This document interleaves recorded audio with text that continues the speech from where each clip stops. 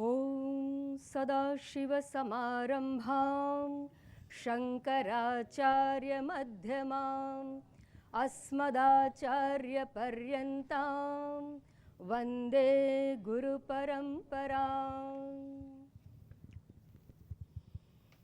परमादरणीय सन्माननीय श्रीमती शीलाबेन इंद्रवदन मोदीनी पुण्य स्मृतिना उपक्रमे કેડિલા ફાર્માસ્યુટિકલ્સ આયોજિત ત્રિદિવસીય કઠોપનિષદ સત્રમાં માનન આશ્રમના પ્રાંગણમાં આપ સૌનું હાર્દિક સ્વાગત છે. શ્રીમતી શીલાબેન મોદી પ્રતિભા સંપન્ન, કરુણાસભર, નિખાલસ અને ધર્મપ્રેમી હતા. કેડિલાના પાયામાં તેમનો ફાળો અત્યંત નોંધપાત્ર છે. કેડિલાના વિકાસ અને ઉત્કર્ષમાં હંમેશા તેઓ શ્રી ઇન્દુભાઈના જીવનસાથી અને સહપ્રવાસી બની રહ્યા હતા. આ પ્રસંગે કાર્યક્રમના આયોજક અને પ્રાણસમા શ્રી રાજુભાઈ મોદીનું વિસ્મરણ અસંભવ છે. માતૃદેવો ભવ, પિતૃદેવો ભવ, આ શાસ્ત્ર વચનોને ચરિતાર્થ કરી રહેલા શ્રી રાજુભાઈ જેવા માતૃભક્તિ સંપન્ન સુપુત્રો આ સમાજને પ્રાપ્ત થતા રહે તથા દિવ્ય વૈદિક પરંપરા અખંડિત રીતે આ ધરતી પર પ્રવાહિત થતી રહે તે માટે શ્રી રાજુભાઈને પ્રભુ શક્તિ અને ભક્તિ પ્રદાન કરે એ જ અભ્યર્થના. અંતે ઉપનિષદના રહસ્યોને સરળ અને સુપાચ્ય રીતે પીરસનાર, પ્રસાદી રૂપે વહેંચનાર ગુરુવર્ય પરમ પૂજ્ય સ્વામી શ્રી તદ્રુપાનંદજીની અમૃતવાણીનું આપણે સૌ શ્રવણ કરીએ અને જીવંત કૃતાર્થતાના અનુભવને પ્રાપ્ત કરીએ. પૂજ્ય સ્વામીજી.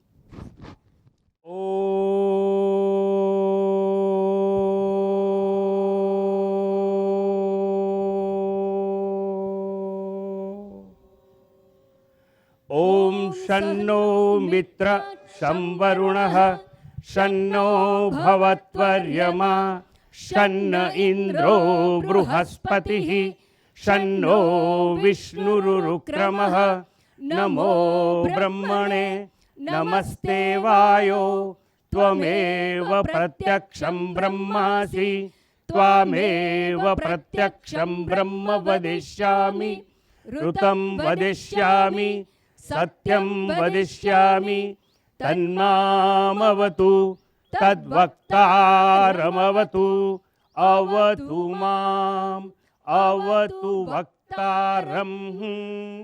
ओम शांति शांति शांति.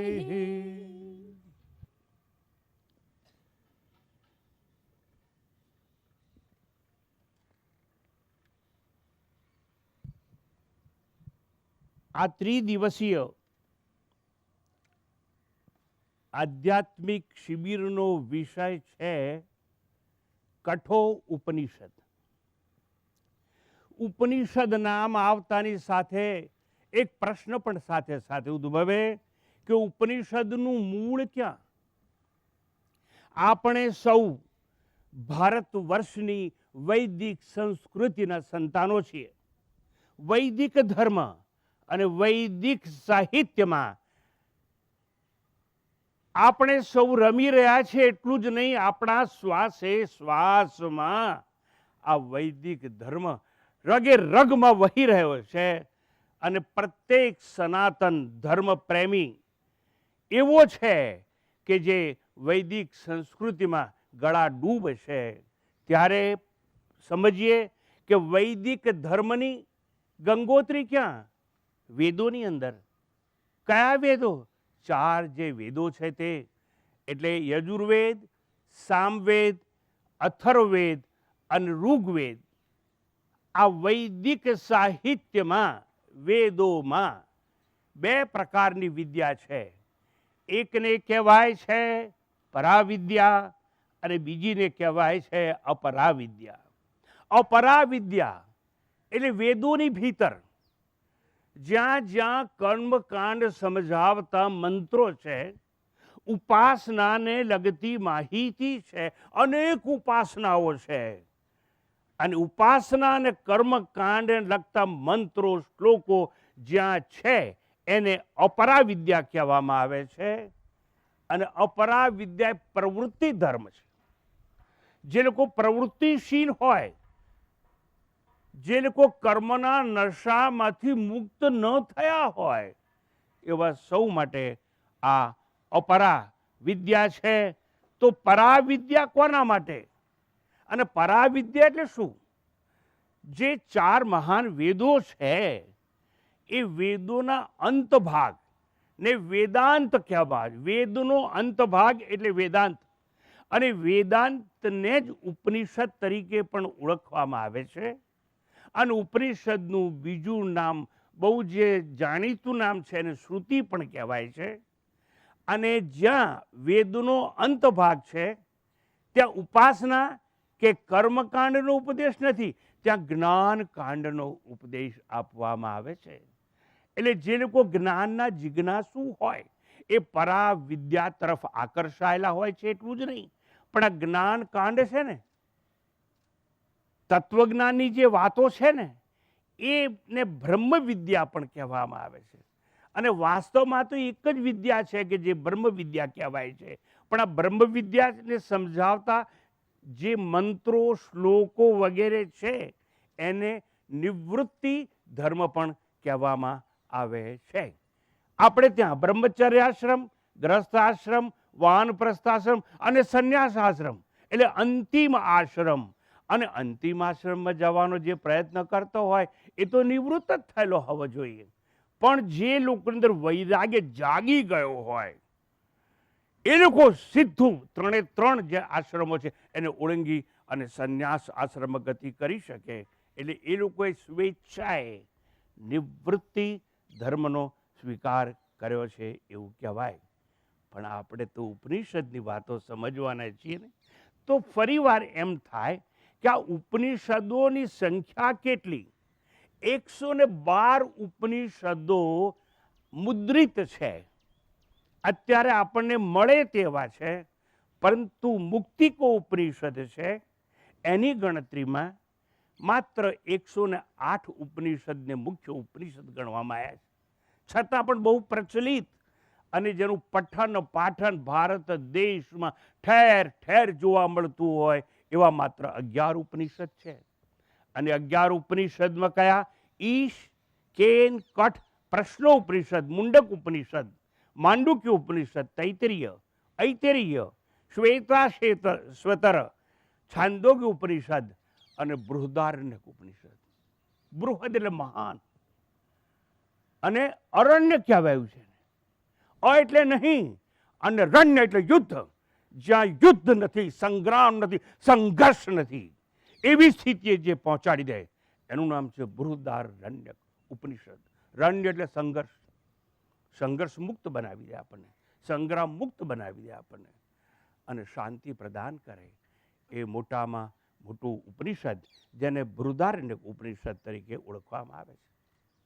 હું જ્યારે એમ કહું છું ઉપનિષદ, ત્યારે એમાં 3 આવે પદ: ઉપ, ની અને સદ. 3 ને ભેગા કરવાથી ઉપનિષદ શબ્દ બને. આ ઉપ એટલે શું? ઉપ એટલે ઉપસમીપે. અને ઉપસમીપે એટલે શું? નજીક. નજીક એટલે શું? સામે. ઉપસમીપે એટલે ગુરુની સામે પડવાનું નહીં, બેસવાનું.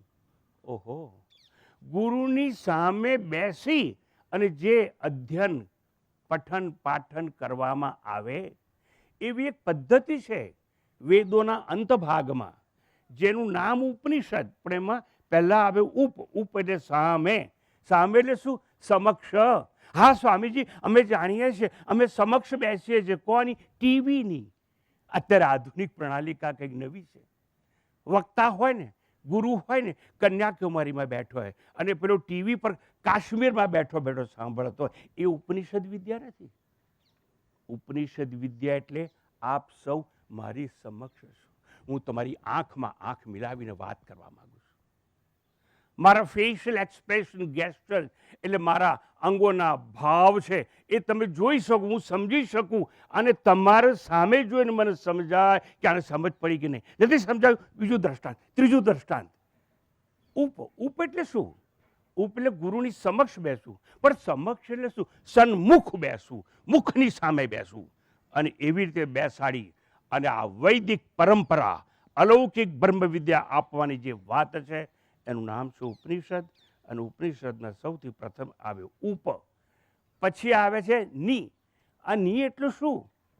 આ ની એટલે નિતાંત નજીક.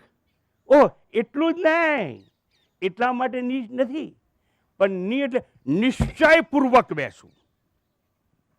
શેનો નિશ્ચય કરવાનો? સ્વામીજી અમે તો કેટલાય નિશ્ચયો કરીને આવ્યા છે, એની વાત નથી.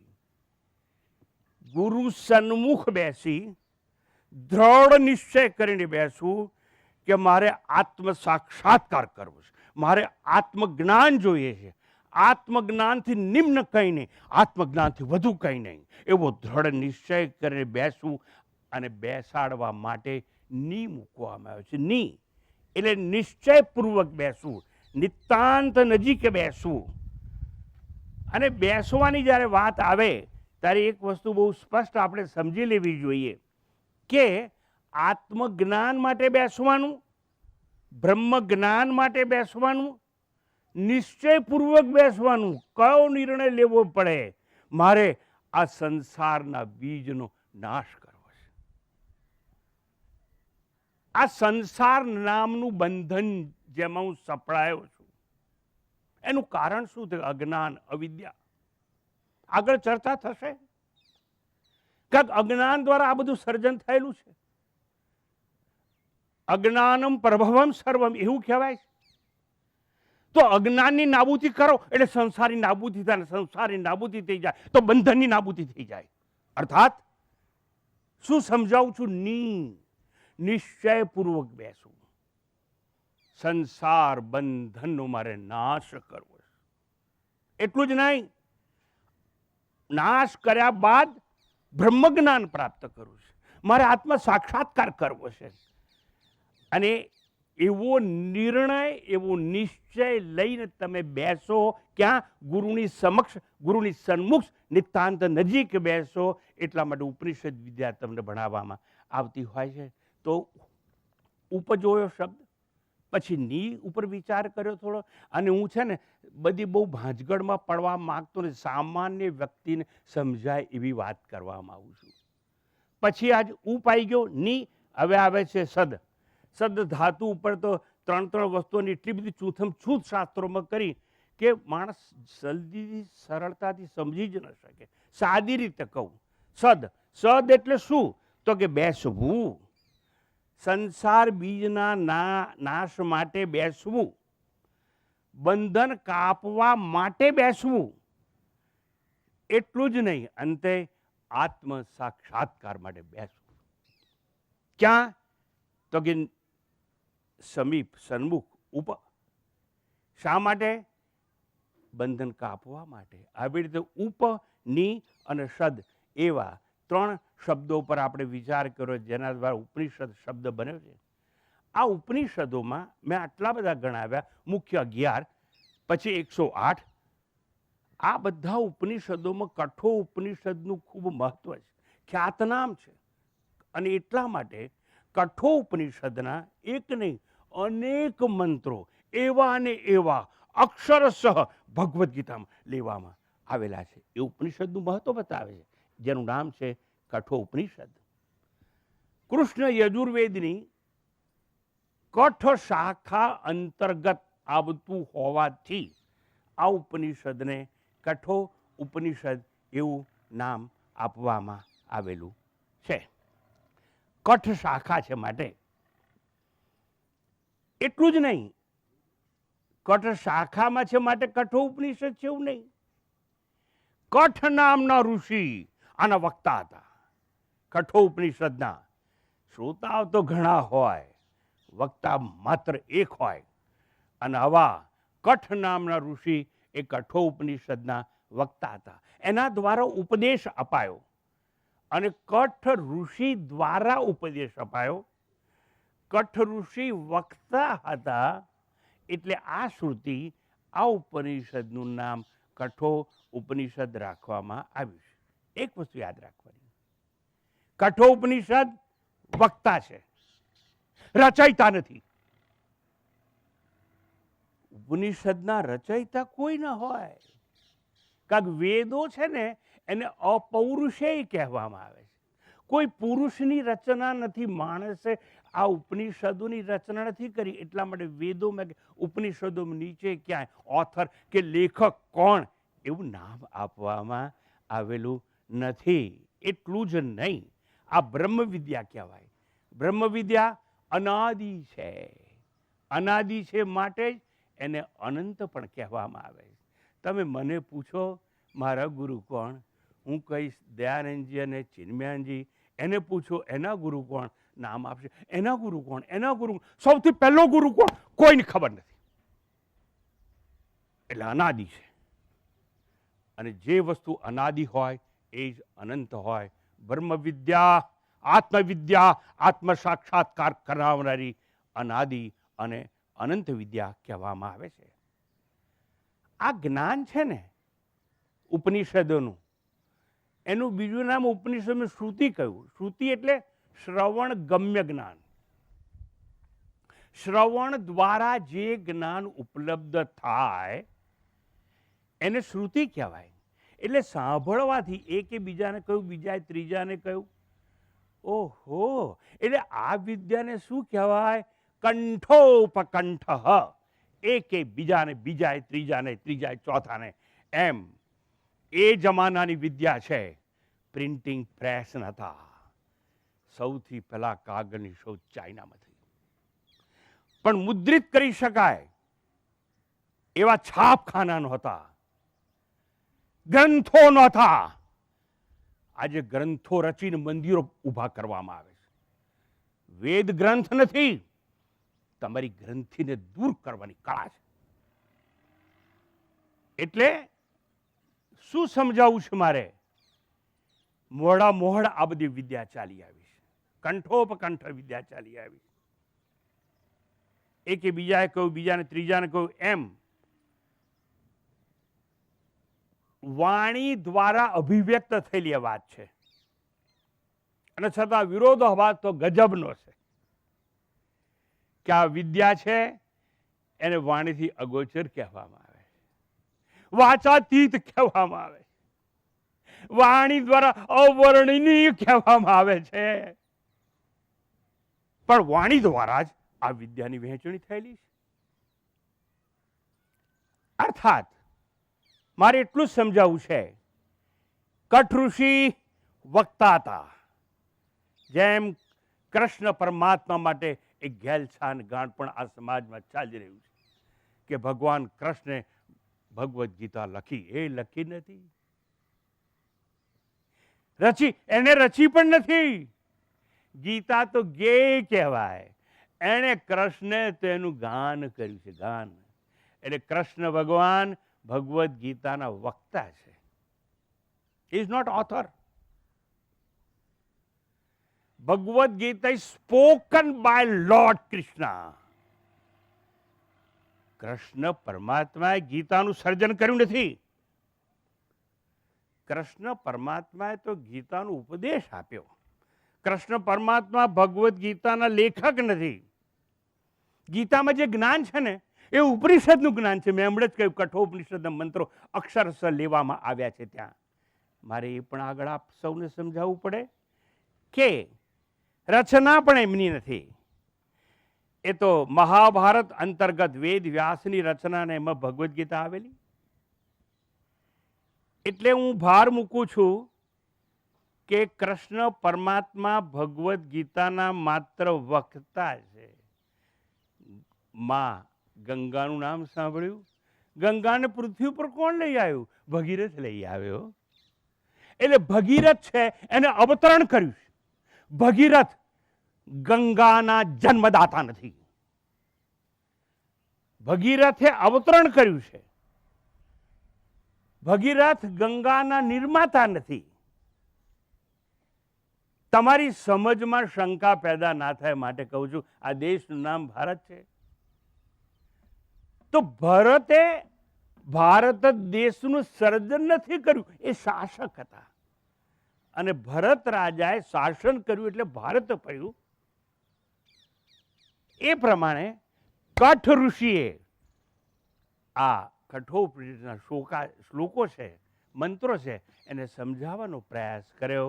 માટે આ ઉપનિષદ છે એનું નામ કઠો ઉપનિષદ રાખવામાં આવેલું છે, જેના પર આ ત્રિદિવસીય શિબિરમાં આપણે ચર્ચા, વિચારણા અને મનોમંથન કરવાનું છે.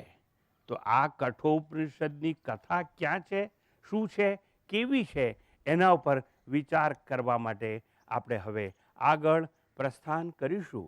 અને ધીરે ધીરે કથાનક સમજ્યા બાદ આપણે શું એના મંત્રો તરફ પણ જઈશું, કારણ કે એનું શ્રવણ કરવાથી પણ પુણ્ય મળે અને ઉદ્ધાર થઈ શકે તેમ છે. મારે એ સમજાવવું છે કે આ કઠોપનિષદ છે એને સમજાવવા માટે આપણા સમાજમાં 3 પ્રકારની કથાઓ ચાલી રહી છે. પણ આ કઠોપનિષદ છે ને એનું પુનઃ એકવાર પ્રયોજન કહી દઉં, અને પ્રયોજન સમજ્યા બાદ આપણે આગળ જઈએ. ઉપનિષદનું પ્રયોજન એટલે હેતુ શું? પ્રયોજનમ ચાસ્ય ઉપનિષદ આત્યંતિકી સંસાર નિવૃત્તિ બ્રહ્મ પ્રાપ્તિ લક્ષણા. પહેલામાં પહેલું તો સંસારની નિવૃત્તિ એટલે બંધનમાંથી છુટકારો અપાવે. સંસાર બંધન છે.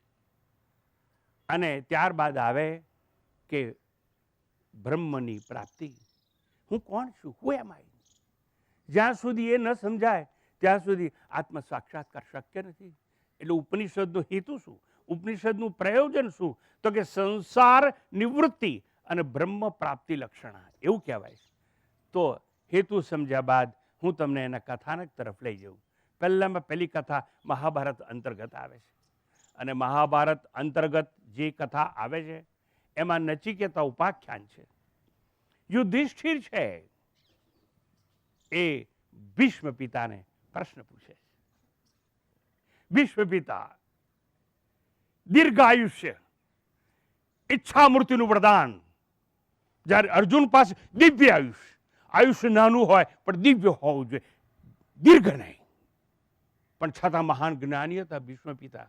એટલે એ ભીષ્મ પિતા તો બાણશૈયા પર છે. એ ઘડીએ ઘણાનો ઉપદેશ લેવા માટે મોકલવામાં આવે છે. મારે તો તમને આ યુધિષ્ઠિરની વાત કરવી છે. યુધિષ્ઠિર ઉવાચ, યુધિષ્ઠિર જઈને પૂછે છે ભીષ્મ પિતાને, હે ગુરુ, આ ગૌદાનનું ફળ એટલે શું? ગાયનું દાન, પહેલા તો દાન કરવું જોઈએ, અને જો કરવું જ હોય તો શ્રેષ્ઠ દાન ગૌદાન કહેવાય. ગૌદાનનું ફળ શું? એટલે ભીષ્મ પિતાએ કહ્યું, યુધિષ્ઠિર શ્રવણ કરો. આ વિષયમાં એક પ્રાચીન કથા છે. ઔદાલક નામે એક ઋષિ હતા. એને યજ્ઞનો સંકલ્પ કર્યો, દીક્ષા લીધી અને આવી નદીના કિનારે જ્યાં તમે ઉપસ્થિત છો ત્યાં સ્નાન કરવા જાય છે. સ્નાન કરવા જાય છે, પાછા આશ્રમે આવે છે. પણ સ્નાન કરવા ગયા અને પાછા આવ્યા ત્યાં પૂજાની થોડીક સામગ્રી ભૂલી ગયા હતા. અને પછી પોતાનો પુત્ર છે નચિકેતાને કહે છે, જા પૂજા સામગ્રી, ફળ, ફૂલ, કથરોટ ને બધું જે મૂક્યું હતું તું લઈ આવ. આ નચિકેતા નદી કિનારે જાય છે પણ એને કંઈ દેખાતું નથી. એટલે પાછો ફરે છે અને કહે છે, મેં તો કંઈ જોયું નહીં. કહેતાની સાથે આ પિતા ક્રોધિત થઈ જાય છે કે હું મૂકીને આવ્યો, તને ના દેખાયું. અને ક્રોધિત થાય છે એટલું જ નહીં, ક્રોધિત થઈ અને શાપ આપે છે પોતાના પુત્રને. આહા! અને એવો શ્રાપ આપે છે કે જા તું યમરાજ પાસે ચાલ્યો યાર. યમમ પશ્યેતિ તમ, એટલે યમરાજ પાસે મોકલી દે છે. હવે એવું બન્યું, શાપ તો આપ્યો, પછી ઘણીવાર જીવનમાં એવું બનતું હોય છે, સમજ્યા કર્યા વિના ઉતાવળે નિર્ણય લેવાઈ જતો હોય છે. જે ઉતાવળે નિર્ણય લે ને એ શાંતિથી જીવનભર પસ્તાતો હોય છે. આ પિતાનું પણ એવું જ થયું. બહુ દુઃખી થઈ ગયા. શ્રાપ તો આપ્યો પોતાના પુત્રને, દુઃખી છે. પિતા રુદન કરે છે. યમલોકમાં નચિકેતા એક રાત રહે છે અને એક રાત મૂર્છિત રહે છે અને પછી મૂર્છામાંથી બહાર નીકળે છે ને એટલે પોતાના ઘરમાં આશ્રમમાં પાછો ફર્યો હોય છે એવું દેખાય છે. અને પિતા પૂછે છે, તો આવી ગયો? તો કે હા. તો કે તે યમના દર્શન કરીને તું પાછો આવ્યો? તો કે હા પિતાજી. તો કે હવે તારો દેહ છે ને દિવ્ય બની ગયો છે અને હવે તું મને યમલોકની વાત કરને. કોણ કહે છે? પિતા કહે છે. કયો પિતા? જેને પોતાના પુત્રને શ્રાપ આપી અને યમલોકમાં મોકલેલા તે પિતા. અને યમલોકની વાત કરે. નચિકેતા કહે છે, મેં યમલોકમાં યમરાજના દર્શન કર્યા. યમલોકની ભૂમિ અને મકાનો ત્યાં સુવર્ણના છે. કેમ? પિતાએ પૂછ્યું કે શું શું જોયું, કેવું બધું હતું? ત્યાં મકાનો સુવર્ણના છે. એટલું જ નથી, પણ ઘી અને દૂધની નદીઓ છે, પાણીની નહીં. એટલે આ નચિકેતા પાસેથી પિતા યમરાજની જે ભૂમિ છે એનું વર્ણન સાંભળે છે. અને યમરાજે જણાવ્યું કે ઓહો, જે કોઈ સત્પાત્રો, જો આ ઉપદેશની વાત છે, યમરાજે એને એવું કહ્યું નચિકેતા, જે કોઈ સત્પાત્રો માટે દાન કરે છે, દાન તો કરે છે પણ પાત્ર જોઈને સત્પાત્રો માટે દાન કરે છે, તેઓ અહીં ઘી અને દૂધની નદીઓ વચ્ચે નિવાસ કરે છે. ગોરસનું ઈચ્છે ત્યારે એટલે દૂધનું ગોરસનું પાન કરે છે. મને યમરાજે વરદાન પણ આપ્યા છે પિતાશ્રી, જ્ઞાનનો ઉપદેશ પણ કર્યો છે પિતાશ્રી. મારો દેહ છે ને હવે દિવ્ય બની ગયો છે પિતાશ્રી. પુણ્ય લોકનું દર્શન કરાવ્યું એમની આજ્ઞાથી. હું મારી મરજીથી નથી આવ્યો પિતાશ્રી, એમની આજ્ઞાથી. એ પ્રસન્ન થયા, એમની આજ્ઞાથી હું પાછો ફર્યો છું. આવી એક કથાનક, આવી એક વાર્તા આપણને જોવા મળે છે. અને મેં કહ્યું કે આ મહાભારત અંતર્ગત અધ્યાય 106માં આ વાર્તા છે. ત્યારબાદ આપણે મુખ્ય વિષય પર આવીએ તે પૂર્વે એક બીજું કથાનક આપણને જોવા મળે છે, તૈતરીય બ્રાહ્મણ અંતર્ગત જોવા મળે છે. અનુવાક 8માં પ્રપાઠક 11 અનુવાક 8 તૈતરીય બ્રાહ્મણમાં એવી કથા છે. વાજશ્રવા નામે એક ઋષિ છે. એમણે સર્વમેઘ યજ્ઞ યોજ્યો છે. અને એ સર્વમેઘ યજ્ઞની ભીતર બહુ સ્પષ્ટ સમજી લેવા જેવી વાત છે. સર્વમેઘ યજ્ઞ એની અંદર એવી પ્રથા પ્રક્રિયા ચાલુ છે અતિ, કે જે આવો કોઈ યજ્ઞ કરે એને પોતા પાસે જે કંઈ હોય એ બધું દાનમાં આપી દેવું પડે. આગળ હું સમજાવીશ પોતા પાસે જે કંઈ હોય એટલે શું. પણ એમને નચિકેતા નામે એક પુત્ર હતો અને આવા યજ્ઞમાં વાજશ્રવા ઋષિએ બ્રાહ્મણોને ગૌદાન આપવાની શરૂઆત કરી. અને દાન એટલે ત્યાગ. એક તરફ ત્યાગ હોય અને એક તરફ રાગ હોય તો ત્યાગ અંધ બની જાય, ત્યાગ પંગુ બની જાય. એ ત્યાગનો કોઈ અર્થ નથી. અને અહીંયા એવી કોઈ ઘટના ઘટી. રાગ, મોહ, પુત્ર મોહ એટલે સારી સારી ગાયો રાખી લેવામાં આવી. નકામી નિકૃષ્ટ ગાયો હતી ને એ બ્રાહ્મણોને દાનમાં આપવામાં આવતી હોય છે. એવું બને છે. નચિકેતા સારો પુત્ર હતો, વિદ્વાન હતો, સંસ્કારી હતો. પૂર્વ જન્મના શાસ્ત્રોના સંસ્કાર અંદર ભરેલા હતા હૃદયની ભીતર. એટલે એ પોતાના પિતાને પ્રશ્ન કરે છે. એ સમજી ગયો કે પિતાશ્રી ગાયો તો આપી દેશે બધી, પણ સર્વસ્વ દાન કરવું એટલે શું? જેને માટે મારો, મારી, મારું એવું વપરાતું હોય. એટલે મારો બંગલો, મારી સંપત્તિ, મારી લાડી વાડી ગાડી, આવું જેના માટે વપરાય એ બધું દાનમાં આપી દેવાનું, જેમાં મમ ભાવ હોય, જેમાં મમત્વ હોય. આ એવો યજ્ઞ છે કે જેને આપણે પોતાનું માનીએ બધું દાનમાં આપી દેવું પડે.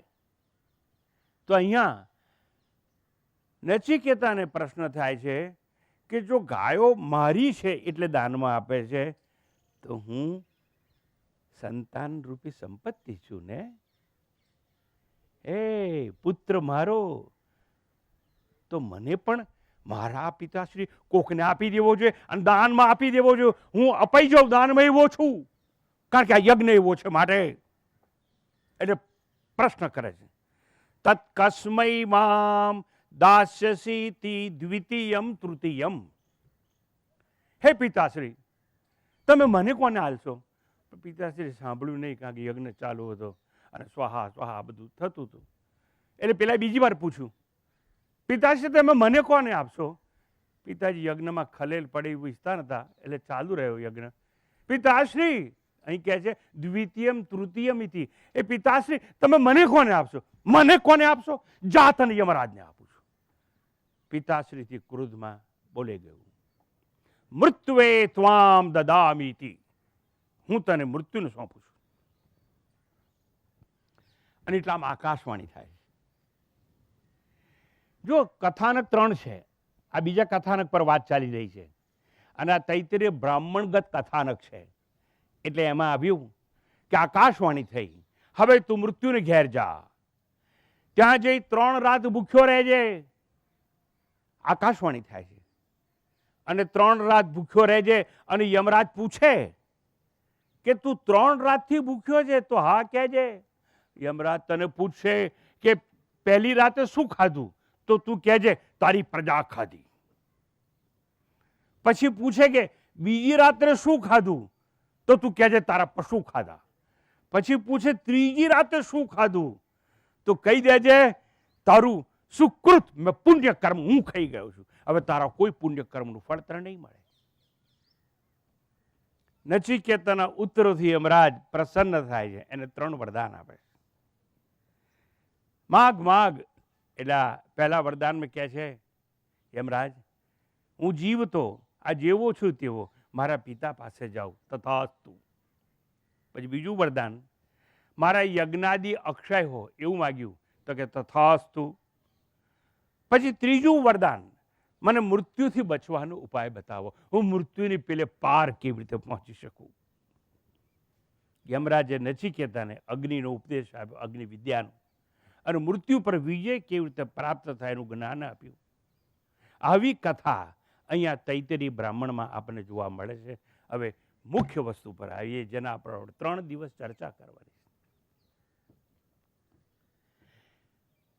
યમરાજની વાત આવીને, યમરાજનો કેવો ડર છે કે બધા મુખપટ્ટી બાંધીને આપણે ભયભીત થઈને બેઠા છીએ. કેવા શાંત હશો તમે. અને એટલા માટે હવે ચિત્તને એકાગ્ર કરી માત્ર શ્રવણ કરવાનો પ્રયાસ કરજો કે આ અંતિમ કથાનકમાં છે શું. અને આ કઠોપનિષદ કથાનક કૃષ્ણ યજુર્વેદ અંતર્ગત છે. કરું છું પ્રારંભ. હવે વાજશ્રાવા નામે ઋષિ છે, પુત્ર છે, એનું નામ છે નચિકેતા. આ ઋષિના 3 નામ છે, વાજશ્રવા, ઉદ્દાલક અને ગૌતમ. જેમ તમારા પર નીટ નેમ બધા કહે છે ને, ઘણા ઘણા બધા હોય લોકોના, એ પ્રમાણે. અને એક જ ઋષિના 3 નામ ઉપનિષદમાં દ્રશ્ય છે. ગૌતમ નામ કેમ છે? ગૌતમ ગોત્રમાં જન્મ્યા છે માટે. એમનું બીજું નામ છે વાજશ્રવા. વાજ એટલે અન્ન અને શ્રવ એટલે દાન. જે અન્ન દાનથી જેની ખ્યાતિ ફેલાઈ ગઈ, જેનો યશ ફેલાઈ ગયો હોય, એને વાજશ્રવા કહેવામાં આવે છે. પણ યાદ રાખીએ, હવે લાંબી ચર્ચામાં નથી પડતો. એમનું ત્રીજું નામ છે ઉદ્ધારક. આદિ શંકરાચાર્ય પોતાના ભાષ્યમાં કહે છે કે આ નામ જ મુખ્ય છે, એટલે મુખ્ય નામ છે ઉદ્દાલક. આ ઉદ્દાલક ઋષિએ સર્વસ્વ દાનનો નિર્ણય કર્યો. મેં પૂર્વે સમજાયું કે સર્વસ્વ દાન એટલે શું, અને એમને સર્વમેઘ એટલે જેને વિશ્વજીત યજ્ઞ કહેવામાં આવે છે, એવા યજ્ઞનો નિર્ણય કર્યો કે જેમાં સર્વસ્વ પોતાનું જે કંઈ હોય એ દાનમાં આપી દેવું પડે.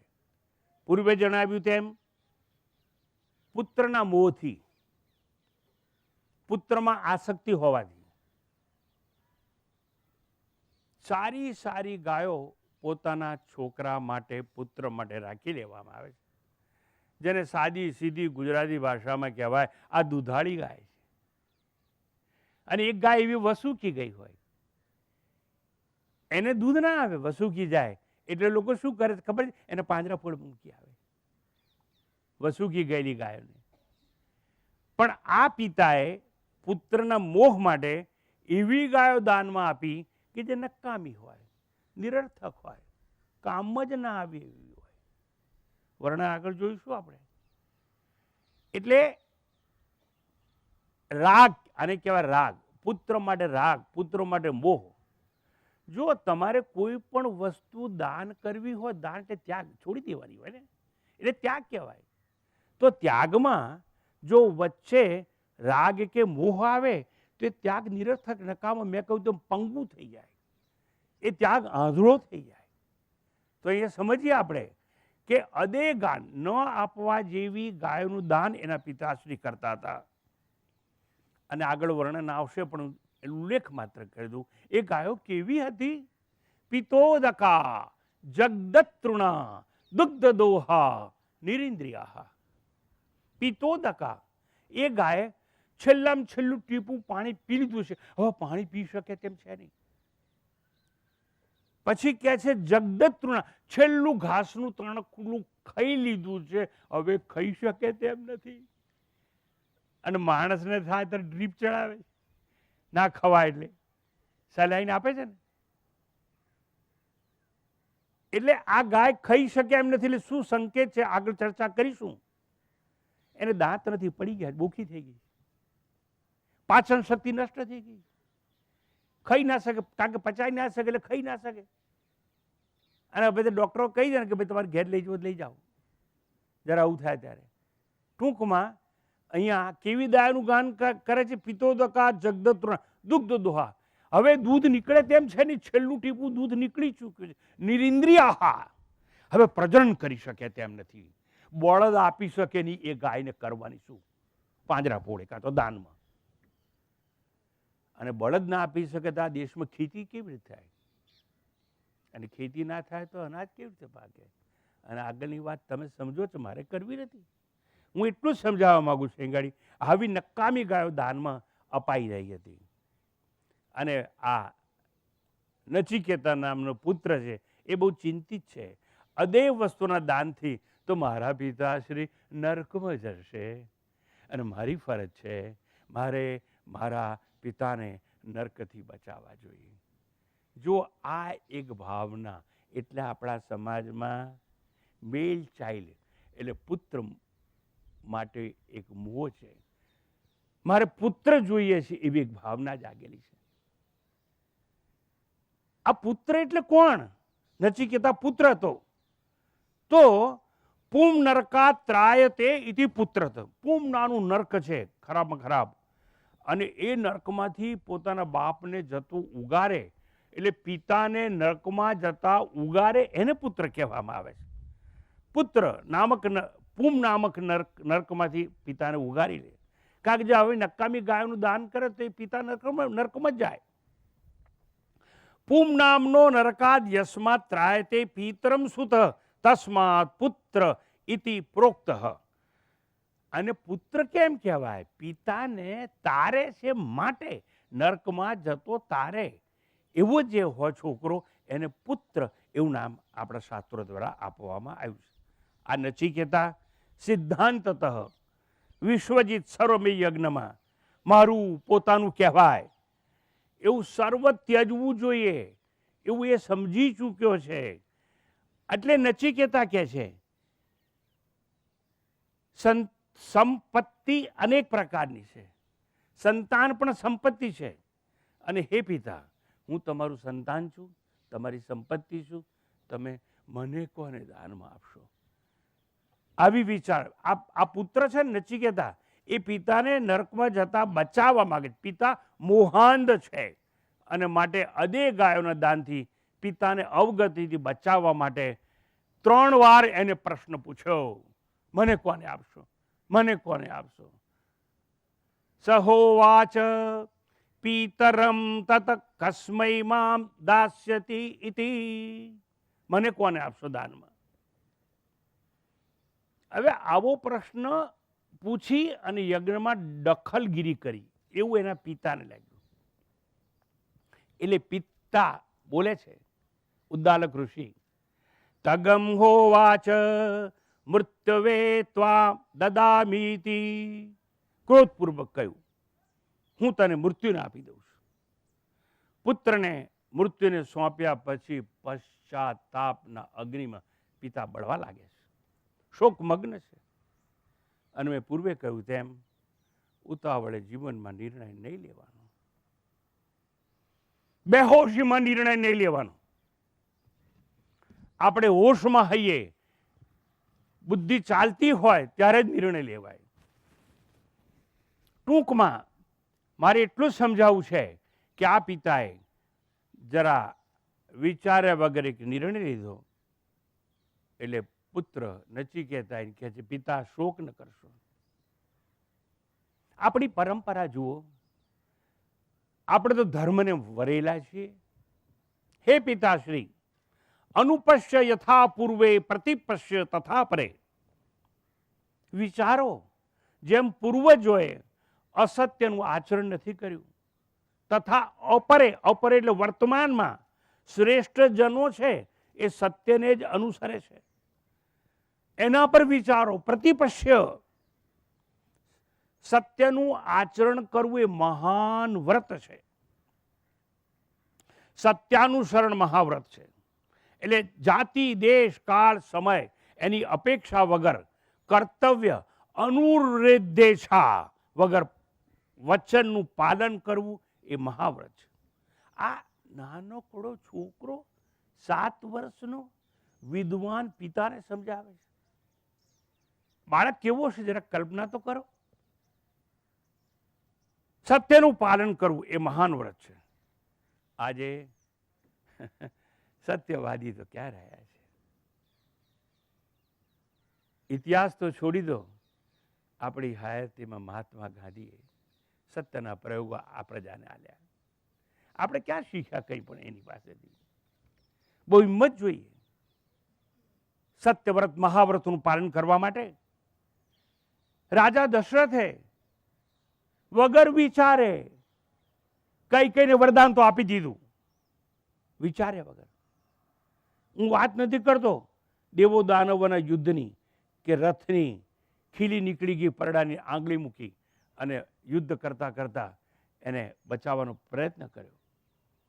પણ રાજા દશરથી નાનામાં નાની રાણી, સૌંદર્યવાન રાણી, ખૂબ પ્રેમ હતો દશરથને કઈ કઈ માટે. અપાઈ ગયું વચન.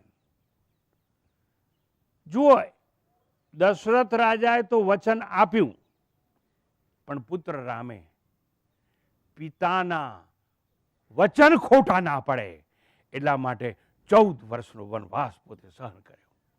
એનો કોઈ વાંક નતો. પણ મારા પિતાશ્રીનું વચન ખોટું ના પડવું જોઈએ. એને કઈ કઈને કીધું કે તું માગે હું આપીશ, અને કઈ કઈ માગ્યું એટલે મારે 14 વર્ષ વનમાં જવું જોઈએ. આ સત્યનું પાલન કરવું મહાવ્રત કહેવામાં આવે. એ તો ઠીક, ભર મેદની છે, રાજા મહારાજાઓ અંગભૂષા અને શણગાર સજીને બેઠા છે, અને કહેવામાં આવે છે કે નીચે પાણી છે એમાં પ્રતિબિંબ પડે છે, ઉપર માછલી છે એની આંખ વિધવાની છે. અર્જુન ઉભો થયો અને અર્જુને મત્સ્યવિધન કર્યું. અને શું થયું? સ્વયંવરમાં કોને લઈ આવ્યો? હો, તમને ખબર છે? તો મારે આગળ વાત કરવી પડે. તમને ખબર હોય તો દ્રૌપદીને લઈને તો આવ્યો. દ્રૌપદીને લઈને અને જેમ આજે વરઘોડો નીકળ્યા એમ 5 ભાઈઓ એ સ્વયંવરમાં દ્રૌપદીને જીતી અને જાય છે. અને માં ખુશ થશે અને ઘરમાં પ્રવેશ કરે ત્યાં એ કુંતી માતા તો ઈંધણા લઈ અને રાંધવા બેઠેલા, ધુમાડા નીકળતા હતા. એનું મોં બીજી તરફ હતું. માં દેખ હમ કુછ નઈ ચીજ લાए હૈ. અચ્છા લાए હો? 5 ભાઈ બાंट लो. 5 ભાઈ બાंट लो? ये क्या बांटने की चीज थोड़ी है. પણ પાંડવો માતૃભક્ત હતા. ન વેચાય તેવી વસ્તુને વેચી લીધી. અને સ્ત્રી એક, પણ 5 ભાઈઓએ થોડો સમય એની સાથે વિતાવી અને પત્ની એક અને પતિ 5 બન્યા. મારે એટલું જ સમજાવું, પાંડવો માતૃભક્ત હતા. માતાના વચનનું પાલન કરવા માટે એ લોકોએ દ્રૌપદીને વહેંચી લીધી. દ્રૌપદી પણ એવી હતી કે પતિદેવ કહે એ સાચું, વહેંચાઈ ગઈ. હું શું સમજાવું છું? સત્યનું પાલન કેવી રીતે કરવું, વચનનું. તે એ માતાના વચનનું પાલન કર્યું એ લોકોએ. એમ રામ પિતૃભક્ત હતા, પિતાના વચન માટે વનવાસ વેઠ્યો. નચિકેતા પોતાના પિતાના વચન ખાતર મોહજન્ય લૌકિક ઐહિક જીવન છે એને સત્યની વેદી પર સમર્પણ કરી દે. નહીં તો નાનો બાળક હતો, શું એને કોડ ના હોય? મોટો થઈશ, ભણીશ, કોલેજ જઈશ, ડિગ્રીઓ લઈશ, પરણીશ, બાળકો થશે, વૈભવ જોઈએ, સંપત્તિ જોઈએ, એવું ન હોય. પણ શું કર્યું એણે? એક જ કામ કર્યું. પિતાના વચન ખાતર મારા પિતાએ એમ કહ્યું, હું તને મૃત્યુને આપી દઉં છું. એટલે આ શરીર હવે મારું નહીં, હવે તો યમરાજનું. એ મારા ગુરુ, અને આ શરીર પણ મેં સોંપી દીધું. કેમ? મારા પિતાએ એમ કહ્યું કે હું તને યમરાજને સોંપી દઉં. આ ભારત દેશના અને આ વૈદિક સંસ્કૃતિના સંતાનો આજે સાંભળી લો. પરશુરામે વચન ખાતર માતૃવધ કરેલું પૂરુનું યૌવનદાન ઇતિહાસમાં ખૂબ જાણીતું છે. એ વાર્તા કરવા હું કથાકાર નથી. મારે તો તમને વૈદિક ધર્મના રહસ્યો જે મેં ઘોળીને પીધા છે, ઘૂંટીને પચાયા છે, એ તમારી સમક્ષ રજૂ કરવા છે. માટે મારી વાતને આગળ વધારું છું અને હું તમને સમજાવવાનો એક નમ્ર પ્રયાસ કરું. નચિકેતા પિતાને નરકથી તારવા માટે સર્વ મુમુક્ષુના કલ્યાણાર્થે કહો તો પણ ચાલે, યમરાજ જાય, આ ભૂમિ છોડી દે. નચિકેતા યમ દ્વારે પહોંચે છે. યમરાજ મારા સ્વામી છે, યમરાજ મારા ગુરુ છે, હું તો શિષ્ય છું ને સેવક છું. એમની આજ્ઞા વગર હું અન્ન અને જળનો સ્વીકાર નહીં કરું. એનું સ્વાગત કરવામાં આવે છે. એના પગ ધોવા માટે વ્યવસ્થા કરવામાં છે પ્રણાલિકા પ્રમાણે. અને પૂછે છે, તમે ઘરમાં તો આવો.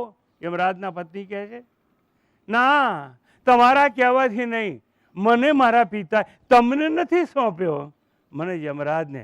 અને ત્યાં બોર્ડ માર્યું હતું યમરાજની કુટિયા પર, આઉટ ઓફ સ્ટેશન. એટલે યમરાજ તો બહાર ગયા હતા કોઈ કામ અર્થે. અને જ્યાં સુધી એ પાછા ના આવે ત્યાં સુધી નચિકેતા નામનો નાનો છોકરો કહે છે, હું તમારા ઘરમાં પ્રવેશ નહીં કરું, બહાર બેસી રહીશ. તમે જળ નહીં લઉં, અન્ન નહીં લઉં, જળ નહીં લઉં, ભૂખ્યો તરસ્યો બેસી રહીશ. કેમ? તમારા કહેવાથી ન આવું. મારા ગુરુ છે ઉત્તમ અધિકારી, ગુરુના કયા વગર કઈ કરે નહીં. ગુરુ ભક્તિ નચિકેતાની એ દર્શાવવામાં આવેલી છે. અને નચિકેતાની સત્યનિષ્ઠા સદગુરુમાં સ્વયંનું શરીર પણ યમરાજને સમર્પણ કરી દે છે. હું તો દાનમાં અપાઈ ગયો છું હવે, અને મારું શરીર પણ હવે યમનું છે. એટલે યમરાજ આવીને જે કહેશે એમ હું કરીશ. 3 દિવસ સુધી અન્ન જળ વગર ત્યાં બેસી રહે છે ગુરુની પ્રતીક્ષામાં. પછી યમરાજ જ્યારે આવે છે ત્યારે પૂછે છે, અન્ન જળ બધું ત્યાગ, આપ ન આવો ત્યાં સુધી હું કેવી રીતે કંઈ લઉં? અને યમરાજ પ્રસન્ન થાય છે. 3 દિવસ ભૂખ્યો તરસો બેઠી રહ્યો હતો, એટલા માટે એને 3 વરદાન આપવામાં આવે છે. તો પહેલા વરદાનમાં નચિકેતા એવું કહે છે, હું જ્યારે પાછો જાઉં ત્યારે મારા પિતા ક્રોધ મુક્ત થઈ. સાંભળજો, પહેલું વરદાન, મારા પિતા ક્રોધ મુક્ત થઈ. કારણ ક્રોધાવસ્થામાં આવી અને એને કીધેલું, જા યમરાજને તને સોંપી દઉં છું. તો મારા પિતા ક્રોધ મુક્ત થઈ પ્રસન્ન ચિત્તે મારી સાથે વ્યવહાર કરે. એટલે યમરાજ કહે છે, તથાસ્તુ. કહી તો દીધું, પણ જો છોકરો કેટલો ચતુર છે. એવું કહે છે કે હું જ્યારે પાછો જાઉં એટલે એક મને પાછો તમારે મોકલવાનો છે. અને મોકલવાનો છે એવું નહીં, હું જ્યારે જઉં ને ત્યારે મારા પિતા ક્રોધ મુક્ત થઈને પ્રસન્ન ચિત્તે મારી સાથે વ્યવહાર કરે. એટલે હું જઉં ને ત્યારે ફાંફા ના મારે, કોણ છે અહીં આજુબાજુ છે કોઈ? એટલે મારે ચશ્મા લાવો તો કેમ? એટલે મૂતિયો ના આવેલો હોવો જોઈએ. હું પાછો જઉં ત્યાં સુધી બાપને, અને હું પાછો જઉં ત્યાં સુધી મારા પિતા મનું મગજ બરોબર હોવું જોઈએ કે મને ઓળખી શકે, એટલે પ્રસન્ન ચિત્તે મારી સાથે એ વ્યવહાર કરે. એટલે પછી યમરાજ તો સમજતા હતા પણ પ્રસન્ન હતા, એટલે કે તથાસ્તુ. હવે બીજું વરદાન માગ બેટા, તો કે સ્વર્ગના સાધનરૂપ અગ્નિ વિદ્યા, જેનાથી સ્વર્ગ મળી શકે એવી વિદ્યા મને દાનમાં આપો. એટલે અગ્નિ વિદ્યા દાન અને દીક્ષામાં લે છે. એટલે પેલા સદગુરુ કહે છે તથાસ્તુ. હવે મુશ્કેલી આવે. અગ્નિ વિદ્યામાં જે કંઈ શીખવાડેલું ને એ કે તને બધું ખબર પડી, હા તમે કહો તો બધું બોલી જાઉં અક્ષરશ, આમ કોમા અને ફૂલ સ્ટોપ સાથે બધું જ નચિકેતા બોલી જાય છે. એટલે પાછા યમરાજ ખુશ થઈ જાય છે અને કે ત્રીજું વરદાન આપું, ખુશ થઈ માગ માગ. એટલે નચિકેતા કહે છે મને તો આત્મજ્ઞાન જોઈએ, મારે તો મોક્ષ વિદ્યા જોઈએ, મારે એના સિવાય કંઈ જોઈતું નથી. કોણ કહે છે? નચિકેતા. નચિકેતાની કથા સાંભળતા સાંભળતા શ્રોતાઓ મને કહે છે સ્વામીજી નર્મદા કિનારે તમે બોલાયા છે, અમે બેઠા છીએ, અમારે પણ એક જ વસ્તુ જોઈએ. શું જોઈએ? આત્મજ્ઞાન, મોક્ષ, સાક્ષાત્કાર, બીજું કંઈ જોઈતું નથી. ના ના, આ તો ખાલી વાત કરી મેં તમારી કે તમારા બધું જોઈએ. આ તો નચિકેતાની વાત હતી. તો નચિકેતાએ મોક્ષ અને આત્મજ્ઞાનની માગણી કરી. યમરાજ કે છે આત્મજ્ઞાન છે ને અધિકાર વિના અપાય નહીં, એના માટે અધિકાર જોઈએ. સમજ્યા? અધિકાર એટલે શું? પણ એ વાત મારથી થાય એમ નથી. એને માટે તો અધિકાર એટલે શું? સાધન ચતુષ્ટય સંપન્ન અધિકારી જોઈએ. તો ગુરુ કેવો? શ્રોત્રિય અને બ્રહ્મનિષ્ઠ જોઈએ. એટલે નચિકેતાને એવું સમજાવવામાં આવે છે કે આત્મજ્ઞાન છે એ અધિકાર વગર અપાય નહીં. એટલે યમરાજને એમ થયું આનો અધિકાર છે કે નહીં, આ ખાલી ખાલી વાત કરે છે, લાવવાનું પરીક્ષા લઈ લે. નચિકેતા તું હજારો વર્ષનું આયુષ્ય માગ, તને હું આપી દઈશ. હે નચિકેતા, આખી પૃથ્વીનો રાજા બનવાની ઈચ્છા, આખી પૃથ્વીનું સામ્રાજ્ય તને આપી દઈશ. હે નચિકેતા, આ સુવર્ણ જડિત રથ છે એ તને આપી દઈશ, આ ઘોડા આપી દઈશ, આ ગાયો આપી દઈશ. વૈભવ માગ, હે ગાયો માગ, રથ માગ, વાજિંત્રો માગ. એટલું જ નહીં, આ મેનકા, એ ઉર્વશી, આ બધી અપ્સરાઓ છે ને એ પણ તારી સેવા માટે તને આપી દઈશ. તારે જે જોઈએ માગી લે, પણ મૃત્યુ વિશે મને પ્રશ્ન પૂછીશ નહીં. નચિકેતો મરણમ માનું પ્રાક્ષી. મૃત્યુ પછી શું થાય? આત્મા રહે છે, નથી રહેતો. અને આ મોત એટલે શું ને અમર કે એ બધી વાત મને ના પૂછ. આત્મજ્ઞાન વિશે પ્રશ્ન ન પૂછીશ. લોભ અપાઈ ગયો, લાલચ અપાઈ ગઈ. આ પરીક્ષા ચાલે છે નચિકેતાની. નચિકેતા વૈરાગ્યવાન છે, વિવેક સંપન્ન છે. એ નચિકેતાને આત્મજ્ઞાનથી નિમ્ન કંઈ ન ખપે, આત્મજ્ઞાનથી વધુ કંઈ ન ખપે, માત્ર સાક્ષાત્કાર જોઈએ, આત્મદર્શન જોઈએ. એટલે એનાથી બોલાઈ જાય છે તવૈવ વાહા તવ નૃત્ય ગીતે. હે અમરાજ, આ તારા નાચ ગાન, એ તારી અપ્સરાઓ, તારા રથ, એ તારો વૈભવ તારી પાસે રાખ, મારે નથી જોઈતું. તવૈવ વાહા તવ નૃત્ય ગીતે, બધું તારી પાસે રાખ. અંતે યમરાજ નચિકેતાના વૈરાગ્યથી પ્રસન્ન થાય છે અને જ્ઞાન વૃષ્ટિ કરે છે. જે જ્ઞાન વૃષ્ટિ થઈ એનું નામ છે કઠોપનિષદ. અને હવે એ કઠો ઉપનિષદની મુખ્ય વાત ઉપર આપણે આવીએ છીએ અને મંત્રોનું ઉચ્ચારણ કરવામાં આવશે. અહીંથી કઠો ઉપનિષદના 3 મંત્રો બોલાવવામાં આવશે. આપ સૌએ માત્ર શ્રવણ કરવાનું અને ત્યારબાદ શબ્દોનું દોહન થશે. ત્યારબાદ શબ્દાર્થ સમજાવવામાં આવશે. ત્યારબાદ તત્વજ્ઞાનની પરાકાષ્ઠાના ઉત્તમ શિખર ઉપર આરોહણ કરી અને તમારા હૃદયમાં ઉતરવાનું હું એક નમ્ર પ્રયાસ કરીશ. પણ પ્રથમ કઠોપનિષદ મંત્ર 1, 2, 3. ઓમ માઈક આપો. ઓમ ઉષન્હ વૈ વાજસ્રવસઃ સર્વવેદ સમદદૌ તસ્યઃ નચિકેતા નામ પુત્ર આસ તમ્હ કુમારં સંતમ દક્ષિણાસુ નીયમાનાસુ શ્રદ્ધા વિવેશ સોમન્યત પીતોદકા જગદતૃણા દુગ્ધદોહાનિરિન્દ્રિયાઃ અનંદા નામ તે લોકાઃ તાન સગચ્છતિ તાદદત. પ્રથમ અધ્યાય પ્રથમ વલ્લી કઠોપનિષદ. ઓમ ઉશન હવૈ વાજસ્રવસઃ સર્વવેદ સમદદૌ તસ્ય હિ નચિકેતા નામ પુત્ર આસ.